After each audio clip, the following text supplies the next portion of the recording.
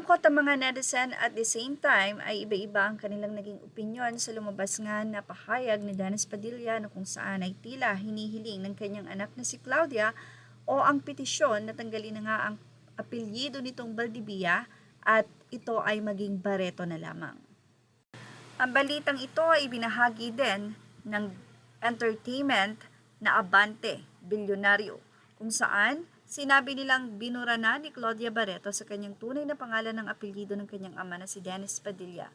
Pinost ni Dennis sa Instagram ang dokumentong natanggap niya na naglalahad ng pagtanggal ng Valdivia sa ngalan ni Claudia. Malungkot pero iginalang ni Dennis ang naging desisyon ng anak. Kung ang lungkot ay kasiyahan mo anak, hindi magbabago ang pagmamahal ko sa iyo Claudia. Yan pa ang inilahad ni Dennis Padilla. Sa caption ng IG post ni Dennis, pinagdiinan niya ang pagmamahal sa anak. Love you, Clau. I respect your decision. Malungkot lang talaga, yan pa ang naging saad niya sa caption. Marami ang nakasimpatya sa aktor bilang ama. Kahit gaano kasama ang magulang mo, ay magulang mo pa rin yan. Okay lang yan, Sir Dennis. Hindi naman maalis na ikaw pa rin ang tatay nila kahit ano pang mangyari. Love din naman nila kayo siguro. Yakap Kuya at Dennis Astig. Praying for Mr. Dennis Padilla na maging multi-billionaire. That's how to do it. Just bend down and don't fight them. They can change their family name, but the blood that runs through their veins is still from Valdivia. So do not be sad, Dennis. Let it be. Just move on and focus on the other kids that truly have love and concerns to you.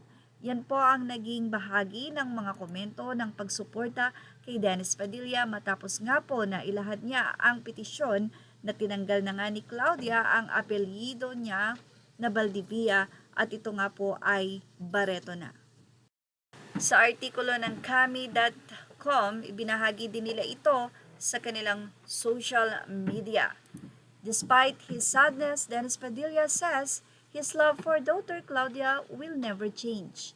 The actor shared that he received a legal document regarding Claudia's decision to change her official surname from Valdivia to Barreto. While admitting it hurt him, Dennis said he respects her choice and will always remain her father. Kung ang lungkot ko ay kasiyahan mo anak, hindi magbabago ang pagmamahal ko sa iyo Claudia. Papa Dennis penned in his now viral online post on the photo sharing app. Love you, Clau. I respect your decision. Malungkot lang talaga. Nakakalungkot naman talaga na dito pa nagwakas ang desisyon ni Claudia kahit na nga invited pa ang kanyang ama sa kanyang nakaraang kasal.